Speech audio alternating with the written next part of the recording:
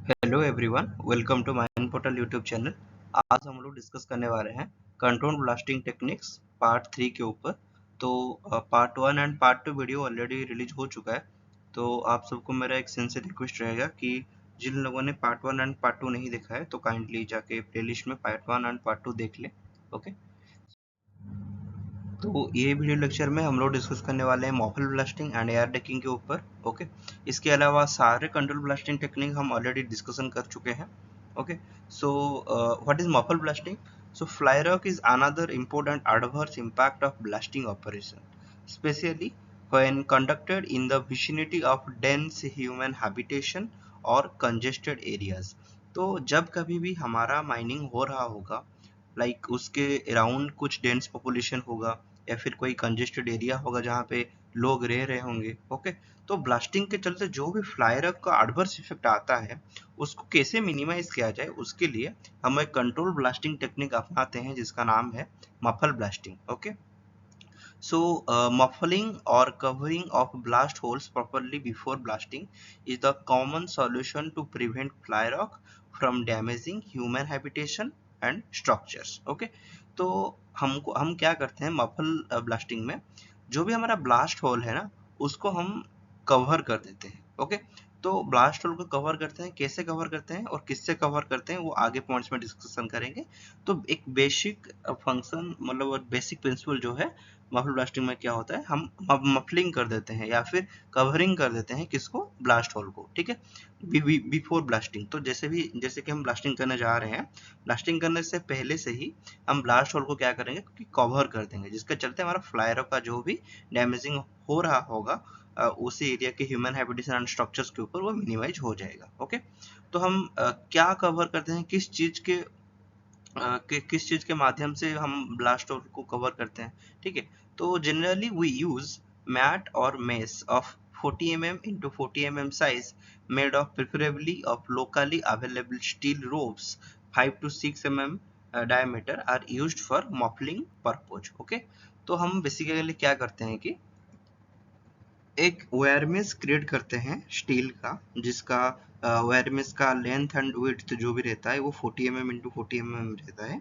ठीक है, और उसको हम कवर करते हैं ब्लास्ट होल के ऊपर। ठीक है, और उसके ऊपर फिर हम सैंड बैग्स देते हैं, और each and every sand bags के बीच में जो भी डिस्टेंस रहेगा, जो इंटरवल रहेगा वो 3 मीटर रहेगा। ओके, सो तो मैं यहाँ पे जो भी लिखा है वो उसको मैं एक्सप्लेन कर दिया कि मैट और जो मेस रहेगा वो उसका साइज जो होगा 40 mm इंटू 40 mm का, उसका 40 mm इंटू 40 mm का साइज हो रहेगा।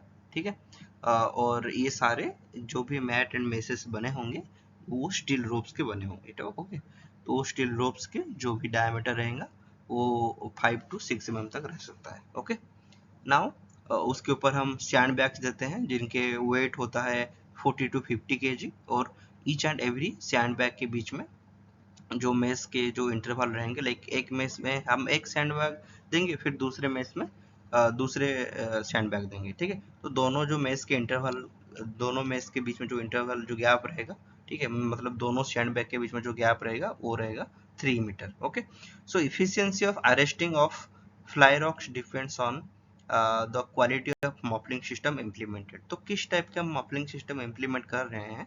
ओके, तो उसके चलते वो इंश्योर करेगा whether we will arrest the fly rock or not. Okay, so coming to next slide.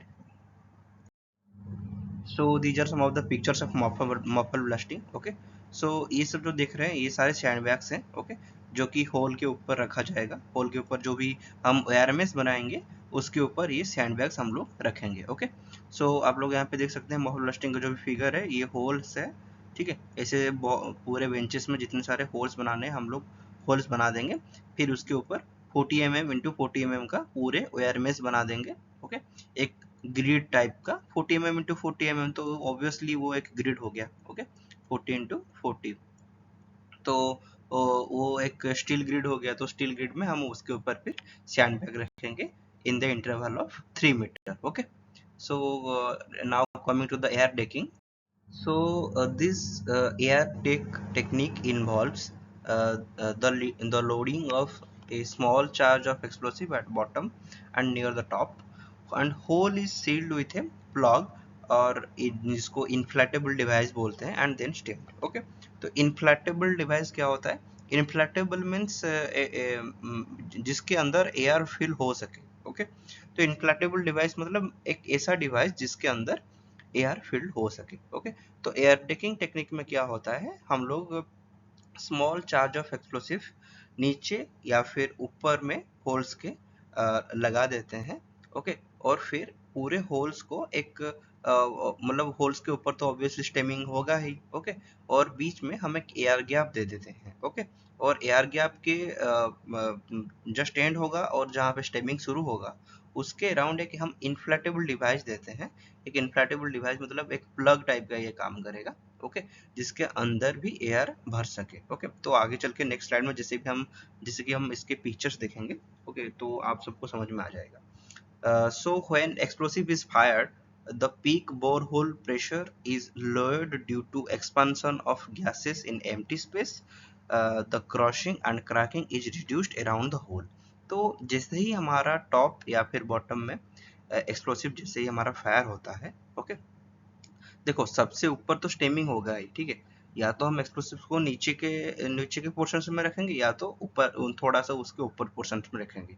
Okay, लेकिन सबसे ऊपर स्टेमिंग ही रहेगा। ओके, सो जैसे ही हमारा एक्सप्लोसिव फायर आउट होता है तो उसका जो भी एक्सप्लोसिव जो भी प्रेशर क्रिएट होगा तो उसको ऑब्वियसली पीक बोरहोल प्रेशर ही बोला जाएगा। ठीक है, मतलब उसी बोरहोल के अंदर एक्सप्लोसिव जो भी शॉक वेव या फिर प्रेशर क्रिएट करता है, ठीक है, उसको पिक बोरहोल प्रेशर बोला जाता है, उसी बोरहोल का। ओके, सो उसी बोरहोल में अगर एक पॉइंट ऑफ टाइम में सबसे ज्यादा प्रेशर देखा गया होगा तो उसको उसी बोरहोल का सबसे ज्यादा प्रेशर यानी पीक बोरहोल प्रेशर बोला जाएगा। ओके, तो वो क्या होगा कि कम होगा in case of air decking, क्योंकि हम यहाँ पे एयर गैप छोड़ रहे हैं। ठीक है, एयर गैप छोड़ देते हैं मतलब एम्प्टी स्पेसेस छोड़ देते हैं, जिसके चलते मेरा जो भी पिक बोरहोल प्रेशर रहेगा that is lowered due to expansion of gases, वो कम रहेगा क्योंकि वहां पे वो जो एम्प्टी स्पेसेस रहेगा उसी के अंदर मेरा गैस का एक्सपेंशन ज्यादा हो जाएगा, जिसके चलते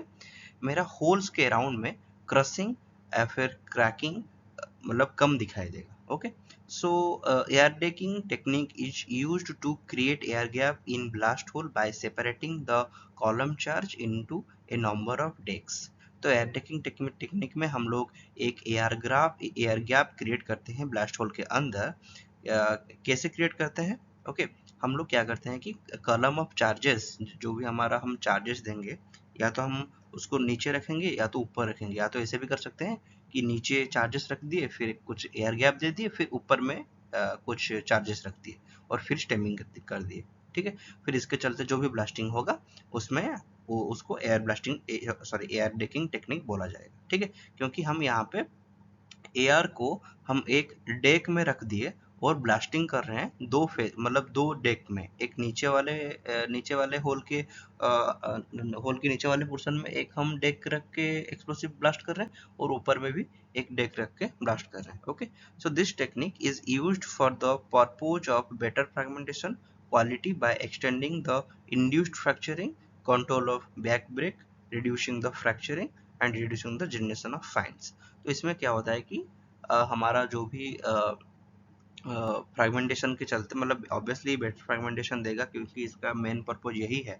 ओके, मतलब इंड्यूस्ड फ्रैक्चरिंग के थ्रू ये बेटर फ्रेगमेंटेशन देगा। लाइक एक जगह ब्लास्ट हुआ और फिर उसके चलते जो भी फ्रैक्चर एक जगह जनरेट हुआ, फिर एयर डेक के चलते उसको और जगह और साइड में कुछ कुछ जगह पे इंड्यूस कर देगा, जिसके चलते और कुछ साइड्स में भी उसका फ्रैक्चर हो जाएगा। और ये मेनली बैक ब्रेक को कंट्रोल करता है और फाइन जनरेशन को भी रिड्यूस करवाता है। Okay, so the air decking technique is noted to work particularly well in highly jointed sedimentary rock masses because the amount of shock energy required to generate additional cracks is minimal. Okay, तो ये basically हम लोग air taking technique कहाँ पे use करते हैं? जहाँ पे हाईली सेडिमेंटरी रॉक हो। ओके, क्योंकि वहाँ पे मतलब जो भी हमारा because the amount of shock energy required to generate additional crack is minimal, मतलब शॉक एनर्जी जो भी वहाँ पे चाहिए होगा और एडिशनल क्रैक फॉर्मेशन करने के लिए वो कम रहेगा, इसीलिए हम air decking technique mainly highly jointed sedimentary rock में यूज करते हैं। Okay, So this may result in incomplete fragmentation of the rock mass and leave loose fragmentation on the line of excavation. ठीक है, अगर हम जहाँ पे हमारा मेन होल हम ड्रिल किए होंगे उसी एरिया में तो अच्छा फ्रेगमेंटेशन हो जाएगा, लेकिन अगर हम मतलब साइड वाले जो भी रॉक मास रहे होंगे, ओके, एक्सकवेशन लाइन से अलोंग जो भी फ्रेगमेंटेशन हुआ होगा वो थोड़ा कम होगा, वो लूज होगा थोड़ा वहाँ, ओके, मतलब लूज फ्रेगमेंटेशन दिखाई देगा कहाँ पे, एक्सकवेशन लाइन के along, okay. So the main objective of the air decking technique is to improve the explosive utilization within blast hole, to improve the rock fragmentation while reducing the ill effects of blasting such as ground vibration, air blast and fly rock.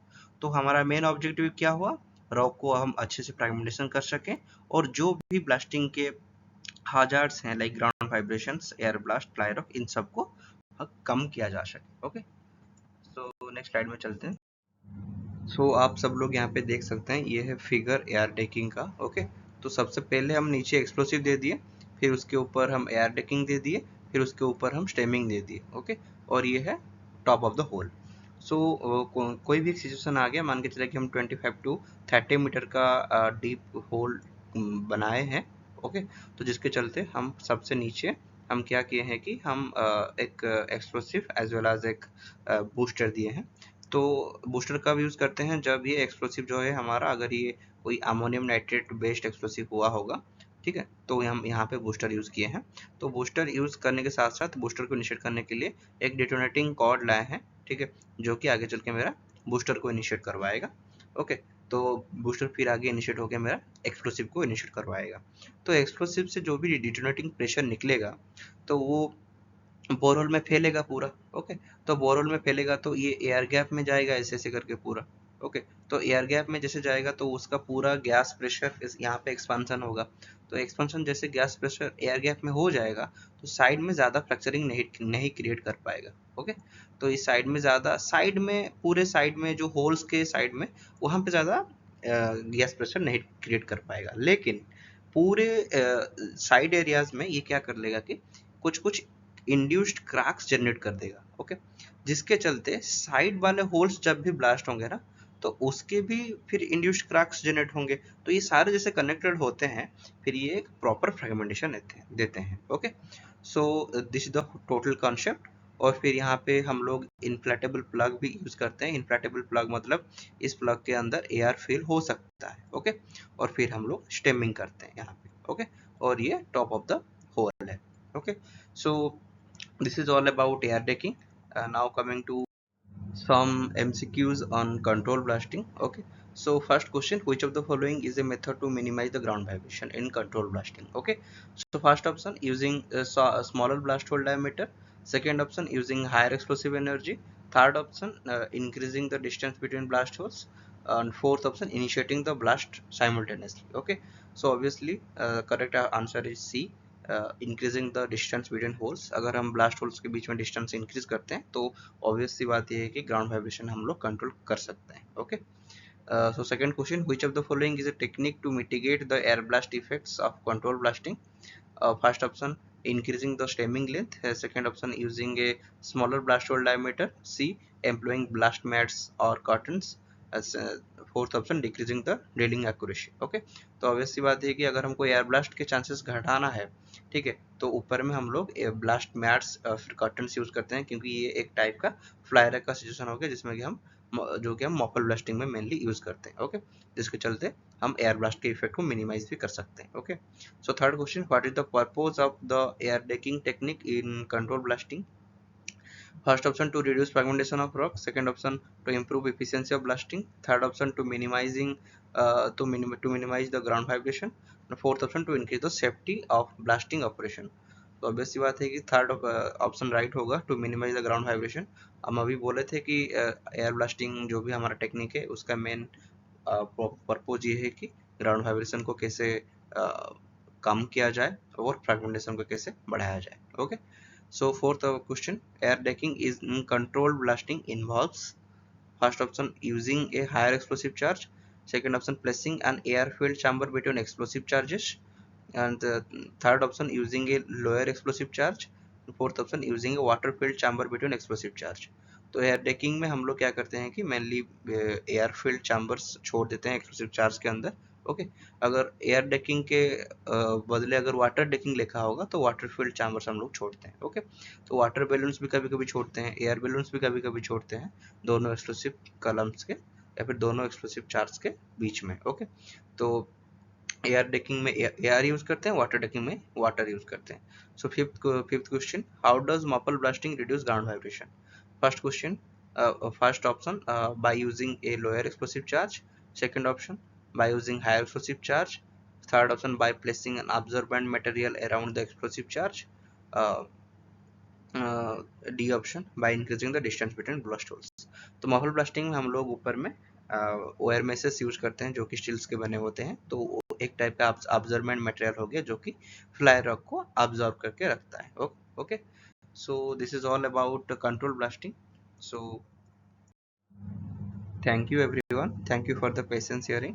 और जिन लोगों ने part 1 और part 2 and part 3 तीनों देख लिया है तो kindly comment section में मेंशन कर सकते हैं कि आगे हम किस टॉपिक्स के ऊपर वीडियोस बनाएं। Okay, so thank you everyone.